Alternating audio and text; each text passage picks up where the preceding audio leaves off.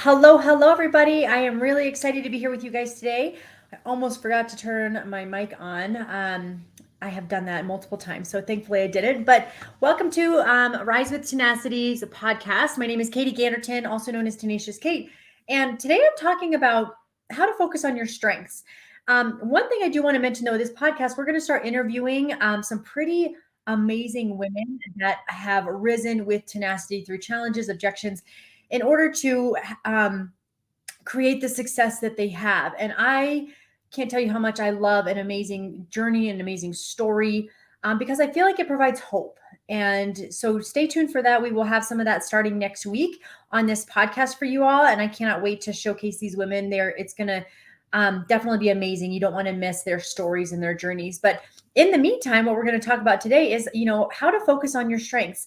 And you guys might think this is a weird topic and like, why do I need to focus on my strengths? Because honestly, that's where you can be in your zone of genius and you can be most productive, most income producing is when you are in that mode and focusing on your strengths. And how do we do that though? So I've got 6 tips that I want to share with you guys on how to focus on your strengths, because these are things that I know when I'm not focused on my strengths, sometimes like my performance is not good. I'm distracted. I may not have the confidence like in some of the tasks that I'm doing because I don't like doing them. They're not something that I am phenomenal at. And it's something that I would rather delegate and get off my plate so that I can work on things that I really do love doing, such as teaching and coaching and talking and that kind of stuff. And so focusing on your strengths is an effective way to improve your performance. Okay. It helps to boost your confidence in the skills. It helps to boost your confidence in what you're doing. And you know that you're focusing and being intentional on what it is that you have ahead of you. So you want to do that and you get to achieve more success because you are in your zone that you are most productive at it. And so here's some tips for how to focus on your strengths. So number one, is you want to identify your strengths. That's a great question that we get is, well, how do I know what my strengths are? This is something that you have to sit and actually reflect on, right? Because and it depends on what topic that you're talking about. So your strengths are going to look different in different areas of your life. So if you really want to, if you're talking about business and that's something that you want to focus on what your strengths are in business, this is a time that you want to sit down, you want to reflect about the different aspects of your business and you want to focus on, okay, what are your talents? What are the skills? What are your areas of expertise within that, area that you're trying to break down and figure out where is my strength. Okay, so consider the things that you enjoy doing. These are things that you like doing. They're tasks that come easy to you, and they're things that you are proud of, right? And so those are things that you're going to want to do more of naturally because you enjoy doing them. So identifying those strengths. And again, if you're doing something else and saying like, gosh, maybe you're trying to create different hobbies, and then maybe there's something around your hobby that you're like, I could make this into a business. I love doing this, but there's different parts of the business aspect that you say you don't like doing.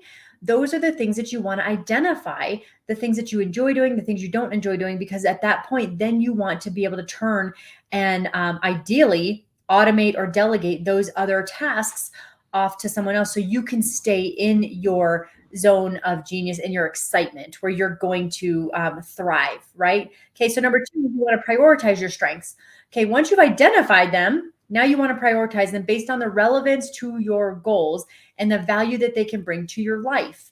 Okay, so you've got to determine like what is going to be the most important thing versus one that is the least important thing and go from there. So make it again another list off of the list that you've already made of these are my strengths and these are the things I enjoy doing. Then you want to prioritize them and add the value next to like what does this bring into your life. So if, for example, if for business, so say creating a podcast, and there's all these different aspects to it as far as recording and uploading, and if you wanted to create a vlog or a blog, if you wanted to have guests on your show, different, like you've got to reach out to them. Do you have an interview process? Do you have a form for them to fill out? All of those things. So say you love talking to the people and say you love creating the questions that you want to talk about and you want to do the interview piece of it and you don't mind uploading things like that, but you don't like creating maybe some of those fine details such as an application or the reaching out to the people. Can those things be automated, right? So you know what your strengths are, you know what your weaknesses are, or not weaknesses, but your least strengths are. Can some of these things be delegated? And then with your strengths, that's where you can now say, okay, I really love talking to people and I really love doing the interview piece. Okay, does this bring you a lot of value to it? Well, you have to gauge that based on what it looks like to you. Versus what's the value of uploading the podcast. Well, uploading the podcast obviously is going to get it out to people, right? So that does hold a lot of value so people can hear your content and that they can listen to the value that you're going to offer them. So that does hold value to it because you're getting it out into the public's ears. Okay, number 3, use your strengths. Look for opportunities to use your strengths in your personal and professional life. Okay, you want to seek out different tasks, you want to seek out different projects and responsibilities that are going to allow you to leverage your strengths and add value to your work. Okay, so if we want to take the podcast for an example, looking for opportunities, if I'm out and about, say, and I'm at a coffee, I don't know, maybe I'm at like a networking event or something like that for one of my other businesses, I can still talk about a podcast and use that as an opportunity to get to know somebody because I could potentially have them on as a guest, right? And so that's going to potentially grow the podcast. So I have that opportunity to leverage. Yes, I have a strength that I love to talk to people. I also have a podcast. Even though I'm talking about another business, I can still, drop that little nugget in there so that they know, oh, wow, that's cool. And I can continue to get to know somebody. Number 4, develop your strengths. Invest in your strengths by learning new skills. Okay, you want to seek feedback and take it constructively, and you want to practice regularly. Okay, this helps to build confidence and improve your performance. I will tell you, when I first started speaking on stages for companies and teaching small trainings in the direct sales industry to our company, I was so nervous. I would have notes and I would have, papers, and I would shake, and, I was so excited to be up there, but yet I was still so nervous. And I look back at an event we just did last month, and I put the event together for our company, and we had about 100 people that had come in for this specific event. And I created one tiny little PowerPoint. I had no notes. I had no papers, no nothing. And I was as confident as I could have ever been because I feel like I know this subject in and out. I have talked about it a lot. I am passionate about the topic. I love what I do.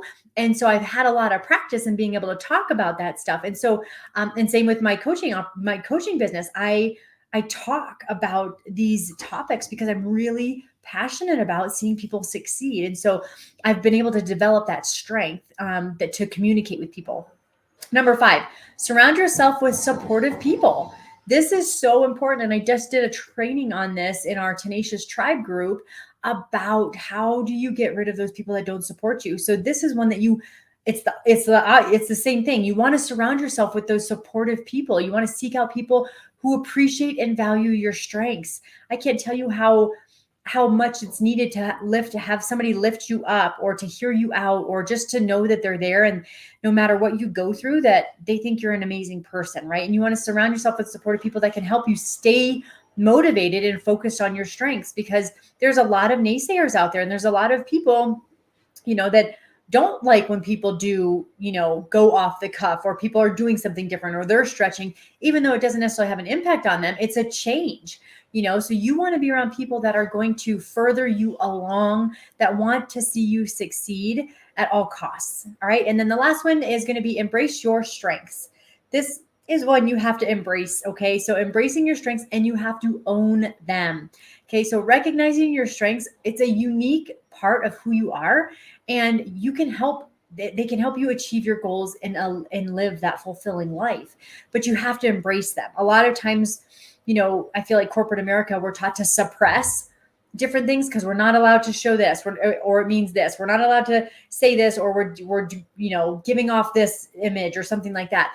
This is where you have to truly embrace who you are and the strengths that you have. And if you are a bold person that speaks, boldly, and you can speak with conviction, and you have passion about something, then embrace that. That is okay. And you will find that group of following that does like and it resonates with you. Same goes with, if you are a little more, reserved, you're going to find that person that is also going to relate to you, because maybe they have that in common, and you guys can work together. And as you continue to come out of that shell a little bit more. And so, these are just a couple small tips on how to focus on your strengths and get that started. But don't waste time focusing on your strengths, because you only get one life and you don't get any do-overs. And so you want to really make the most of it and take advantage of what you have and what you've been given. It's your God-given talent. And so take advantage of those things and find those strengths, work within your strengths, help others, and see how you can serve other people with those strengths.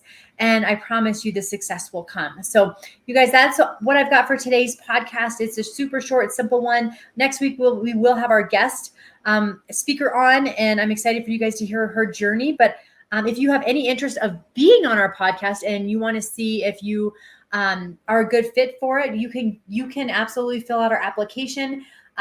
You can contact info at thegritandgracelife.com. You can also reach us in our Tenacious Tribe on Facebook at the Tenacious Kate.